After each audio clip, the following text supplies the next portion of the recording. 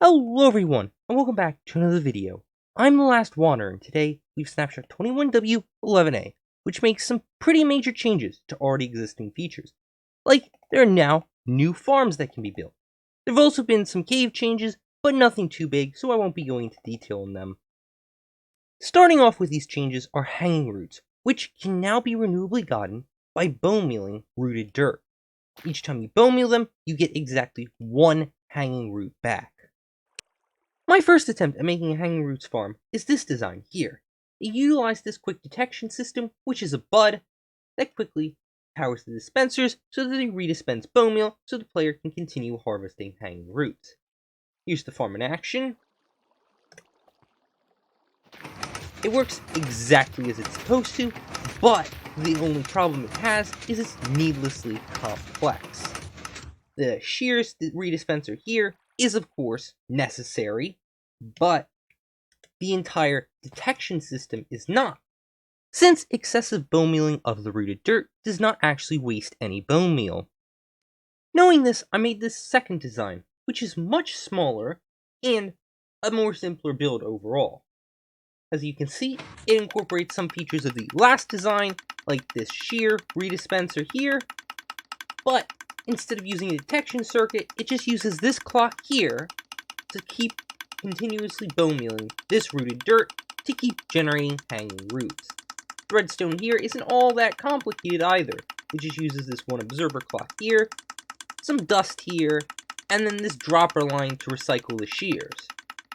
It works in a pretty similar fashion to the last design. You just walk over, and you just start mining the hanging roots. So here's some things I should note about this farm. A single shear can only shear about 238 blocks, or in this farm's case, hanging roots, which is not a lot, which is why I included this shear redispenser here. Now, you could enchant these with Unbreaking 3 to make them last longer, but they would still break in a relatively short amount of time, so it's worth getting a shear redispenser here to get more shears. Also, you can't mine hanging roots faster with efficiency 5 on shears. That seems to be more of a bug. They really should mine them faster, it's just that they don't. Another thing I would like to note is that this chest here, which contains all the shears that are cycled around the system, all the hoppers have to point into this chest, otherwise the system will get clogged and you'll end up with too many shears on the ground as items, with the hoppers being unable to pick them back up, so they'll despawn. And the last important thing is that sometimes the shears, when dropped from the dropper, will go in a weird direction and end up that path block there, so there's an extra hopper underneath there. Or sometimes the hanging roots will end up on that slab, so there's an extra hopper under there as well. I've tested this, the shears and the hanging roots never mix with these extra hoppers. Also included in the snapshot were a lot of bug fixes. One notable bug fix was to glow lichen, so now excessively bone mealing a glow lichen doesn't cause bone meal to be wasted, which means that this design made for hanging roots will also now work with glow lichen. You only need to make a few small changes, such as putting a stair here and a stair right there, so that the glow lichen doesn't spread where it's not supposed to, along with one block here, one here, and 2 additional hoppers, which isn't a lot of changes to be honest. This farm of course works just like the other one. You just stand here, you mine the glow lichen, and it ends up in this chest over here. You also get shears redispensed, just like the other one. In case you're wondering how to make it, let me show a quick tutorial. First start with 3 upwards facing droppers, then 1 put facing sideways, a hopper here, a double chest, 2 hoppers here, 2 more hoppers here, and then 1 more hopper here. Then you just need another hopper here, and then some path blocks here and here. They could be soul sand if you want, but this block here absolutely has to be soul sand. And just put a composter there, slab here, and this is the item collection for either the hanging roots or the glow lichen.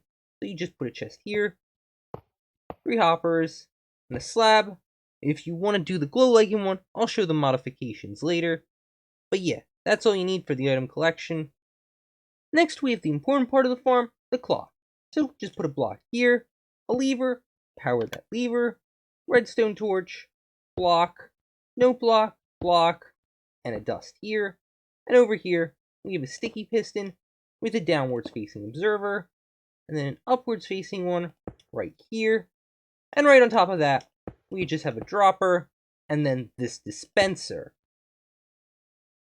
Now for the last bits of redstone, just come down over here, put a block, another block, a piece of dust, and right here, a note block.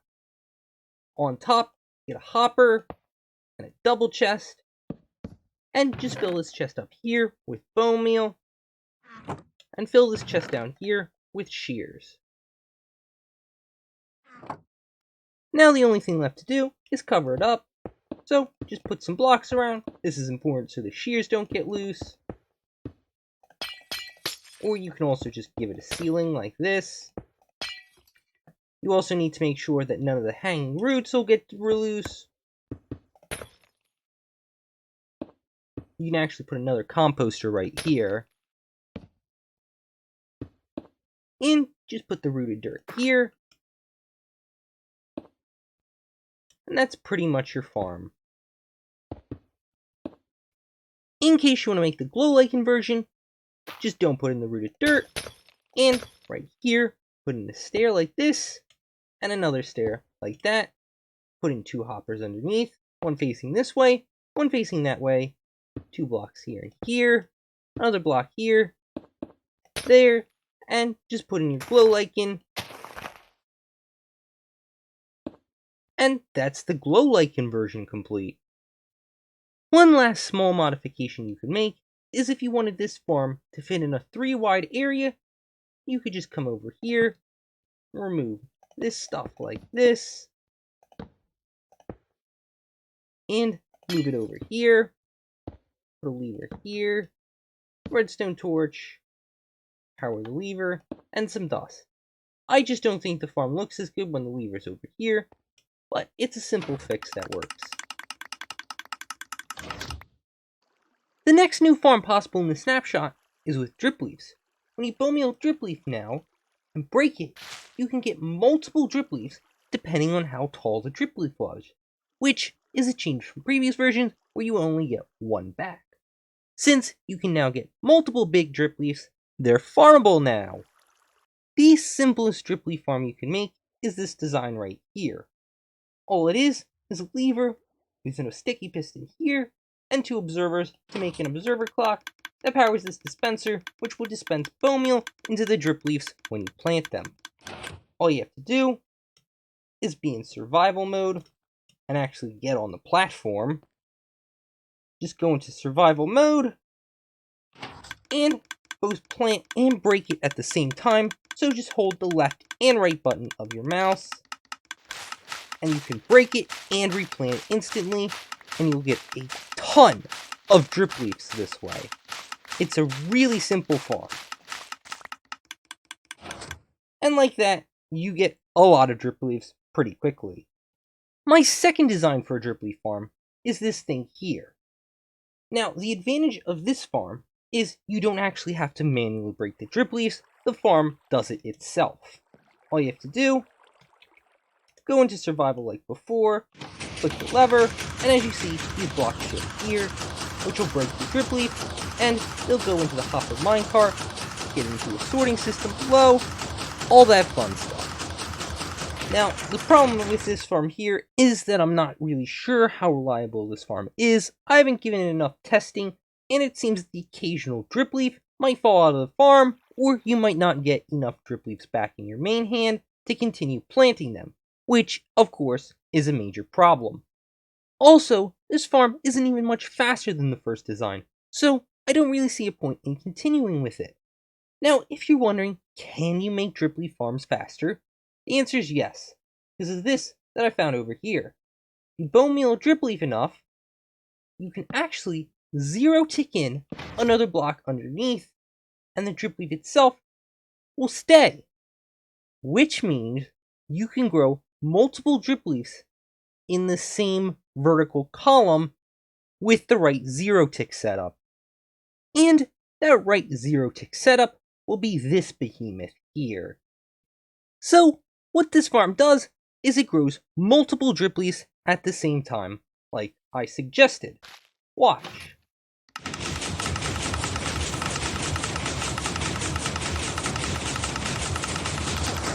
As you can see, multiple Dripleafs are being grown at the same time using those zero ticks as I mentioned, and it's producing a lot of items.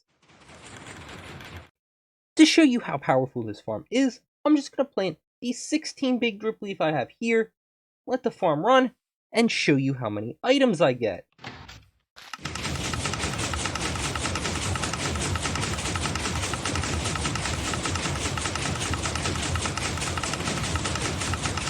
And that's the 16th. And yes, this is a prototype design. You can probably tell by all of these big Dripleaf falling off from the side. But yeah, this is all the items we get here. They're still pouring into the chest. And yeah, we got a lot. And that's not even counting all these items around here in the ground. And the items that inevitably ended up stuck on the side of the farm. And in case you're wondering, yes, this design could be made more efficient. This right here is only around 100 blocks tall. Now, you could actually build this farm all the way from bedrock to build limit, making it well over 300 blocks tall, along with the fact that you could actually use some better zero ticks. As you can see, I just use one every other block. If you got a more complex system that does one every single block, that would of course make it run faster. And if you found some way to collect these items here on the side, I'm not really sure how to do that. But then again, this is a giant Dripleaf farm. It'll never be useful. There's no point in ever building this thing. This is just a proof of concept. You're wondering how it works? We've got this little observer clock down here, and that basically powers the whole thing. The final major change with this snapshot was with copper.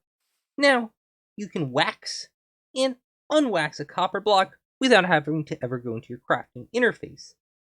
All you have to do to wax it is apply a honeycomb. To unwax it, just use an axe. This most certainly is a cool feature, but if you're wondering if it's useful for making a copper farm or survival gameplay, the answer is a resounding no. The reason why this feature isn't useful for farms and stuff is because copper oxidizes faster when it's not near other copper, which is counterintuitive if you're trying to make a farming system. Now sure, for each individual copper block, you could make a system like this, and maybe add a counter if you want a certain oxidized state, but overall, this is more effort than it's worth. In case you're wondering, you can still make waxed copper the old way, by crafting it. And yeah, that's pretty much the superior way of making it. The only real use I could think of with this new feature is griefing a waxed copper base. All you have to do is take your axe, run over, and start unoxidizing the copper. Now this is probably one of the longest turn griefs ever, because nobody's going to notice for a few days until this copper here actually starts to oxidize. And the last copper related feature is you can unoxidize copper by striking it with lightning. Don't ask, I have no idea how this will ever be useful. But it is a bit fun.